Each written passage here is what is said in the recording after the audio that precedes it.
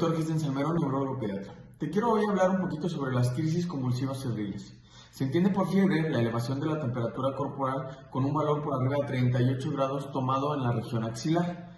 Por lo tanto, las crisis convulsivas febriles son aquellas que se presentan minutos, horas o incluso días, puede ser un día, 2 días o 3 días o 72 horas posterior a un pico febril. Del 2 al 6% de la población en edades de 6 meses a 5 años son los que más lo presentan. Y de ellos, entre los 18 a los 22 meses es el pico donde más se llega a presentar. Estos que tienen las crisis convulsivas febriles tienen un antecedente familiar de haber presentado también crisis convulsivas de este tipo. Y las personas que lo presentan, o en este caso los niños que lo presentan, sus hermanos tienen un 20% de posibilidades de también padecer las crisis convulsivas febriles. Es conocido que hay ciertos agentes o ciertas bacterias y virus que están relacionados con este tipo de crisis. Uno de ellos es el virus de la influenza A, que es un virus que se presenta de forma frecuente en cuadros de vías respiratorias, como pueden ser cuadros de resfriado, problemas de faringitis o problemas del oído. Pero también es conocido que también una bacteria llamada Shigella, que causa cuadros gastrointestinales caracterizados por náuseas, vómito, dolor abdominal, evacuaciones incluso sanguinolentas y picos febriles muy elevados, también se puede llegar a presentar. Otro factor que influye o que también nos puede favorecer en las crisis convulsivas febriles son las vacunas, en especial aquellas que son derivadas de bacterias vivas atenuadas o de virus vivos atenuados, como viene siendo el caso de la difteria, tosferina y tétanos, el sarampión, rubiola y parotiditis y la varicela, por mencionar algunos.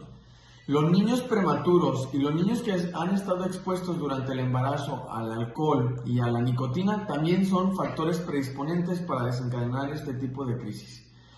Hay dos tipos de crisis, la simple y la compleja. Las crisis convulsivas simples son aquellas crisis que se caracterizan por ser generalizadas. El ser generalizada significa que hay pérdida del estado de alerta, pero los síntomas se presentan en todo el cuerpo, como es el incremento del tono o ponerse rígidos o el tener unos movimientos que llevan una ritmicidad que nosotros llamamos clónicos. La duración puede ser segundos y minutos. Lo promedio es menos de 5 minutos, pero se pueden presentar hasta en 15 minutos puede durar los eventos convulsivos. Y posterior a ello viene un periodo que le llamamos posictal o posterior a la crisis, en donde hay confusión, hay un poquito de somnolencia, pero el paciente posterior se recupera. Tenemos las crisis convulsivas complejas. Estas crisis se caracterizan por también tener pérdida del estado de alerta, pero esa rigidez o esos movimientos clónicos que nosotros vemos son focalizados, es decir, puede ser en la mitad del cuerpo, del lado derecho o del lado izquierdo, o nada más una mano o nada más un pie. Esta puede durar también de minutos, que va desde los 5 a 10, 15 minutos, pero una de las características fundamentales es que son más prolongadas, pueden durar incluso más de 15 minutos o pueden caer en un estado convulsivo febril, es decir, que dura más de 30 minutos convulsionando el paciente. Tienen un periodo también posictal o posterior a las crisis y este periodo posictal tarda más tiempo en recuperarse el paciente o puede quedar con alguna secuela de tipo transitoria, es decir, no es permanente, que es la limitación de la movilidad de alguna parte del cuerpo, que esto le llamamos parálisis de TOT o parálisis postconvulsiva o posictal en ese sentido. Cuando nosotros tenemos una crisis convulsiva febril, es muy importante identificar qué lo condicionó o qué factor lo condicionó, puesto que a eso va determinado tanto el estudio como el tratamiento. No es lo mismo un cuadro de vías respiratorias superiores a un cuadro gastrointestinal o un cuadro de tipo de infección de vías urinarias. Por lo tanto, nosotros es obligado que cuando pasa esta situación tengamos que buscar el foco infeccioso y, por supuesto, dar tratamiento. ¿Sí? Los estudios que se realizan van encaminados al tipo de infección. Puede ir desde algo muy sencillo como estudios de sangre, pero pueden ser estudios de radiología, estudios de imagen o incluso de neuroimagen. Es muy importante dejar unos puntos muy en claros en dónde se debe hacer un estudio muchísimo más especializado. En aquellos pacientes menores de 12 meses de edad que hayan presentado crisis convulsivas febriles, que no cuenten con su esquema de vacunación o que tengan algún problema del neurodesarrollo, es importante realizarles alguna punción lumbar, que consiste en obtener líquido cerebral para ver que no hay un cuadro de neuroinfección o infección a nivel del sistema nervioso central.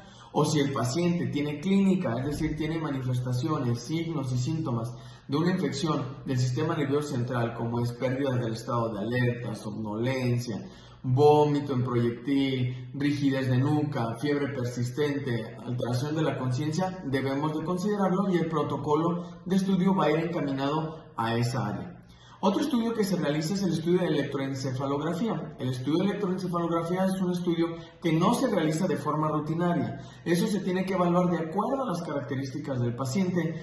Y los factores importantes son: 1, recurrencia de crisis, es decir, que el paciente haya presentado más de 2 ocasiones los eventos convulsivos, edad menor de 12 meses y que tenga alguna alteración del neurodesarrollo, o si tenemos alguna duda de cómo fue que acontecieron los eventos. Es necesario realizar este tipo de estudio. O también de neuroimagen. De neuroimagen tenemos estudios especializados que van a determinar si no hay infección del sistema nervioso central o si no hay algún otro tipo de afección como alguna masa, algún tumor o algún otro tipo de lesión. Esa parte es muy importante que la realice ya un médico especialista en el área. En este caso, como estamos hablando de niños, pues puede ser un pediatra, como también puede ser un neurólogo pediatra. El tratamiento se divide en 2. El tratamiento en agudo, que es controlar las crisis, ¿sí? Y el tratamiento preventivo, es decir, para que no haya recurrencia de las crisis, para que no se vuelvan a presentar. El tratamiento en agudo pues se realiza en una institución de servicio de salud en donde se le aplican medicamentos en la venita y esto nos permite que ya no siga convulsionando el paciente. El tratamiento preventivo se va a dejar o va a estar determinado de acuerdo al especialista. Ver las características del paciente, cómo salieron los estudios, si alguno de estos estudios neurológicos especializados, como el electroencefalograma o el estudio de tomografía, tiene alguna alteración en específico, se debe de considerar y dar un tratamiento preventivo, cuya duración es variable, depende de las características que encontremos en los diferentes estudios. Se considera que un niño que convulsionó por primera vez de las crisis convulsivas febriles tiene la posibilidad de volver a convulsionar o de recurrencia el primer año en un 90%. Es decir, si un niño convulsionó en marzo, tiene el 90% de volver a convulsionar de marzo del 2020 a marzo del 2021.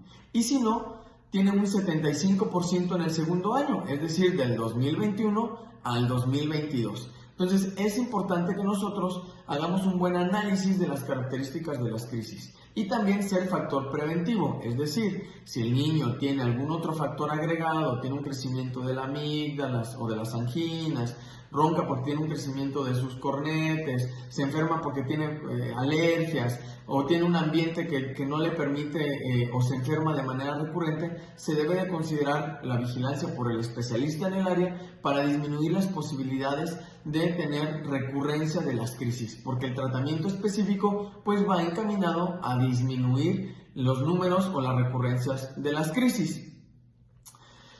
Por otra parte, es muy importante que esto no se deje a la desidia, que como papás no digamos esto no es relevante, no. Siempre que un niño tiene crisis convulsiva febril debe de ser evaluado. Ya el especialista determinará en los siguientes procederes para poderle ayudar a tu niño. No se debe dejar eso, aunque sabemos que los niños con crisis convulsivas febriles no quedan con secuelas, ¿sí? Es muy importante hacer un buen análisis para evitar que esto vaya a tener algún otro tipo de situación. Se considera que del 2 al 16% de los niños con crisis convulsivas febriles pueden desarrollar epilepsia. Y la epilepsia pues es una enfermedad caracterizada por convulsionar sin nada a lo que nosotros podamos justificarlo o echarle la culpa, como muchas veces los papás nos dicen. Espero que todo este video te haya sido de utilidad para la toma de decisiones y como te repito, es importante que si tu niño tuvo un evento de estas características, te lo valore el especialista y que ello determine cuál es la conducta a seguir. Agradezco tus comentarios y sugerencias, de igual manera que compartas el video y no se te olvide que estoy para servirte, el Dr. Gessen Salmerón Gómez, en mis redes sociales. Gracias.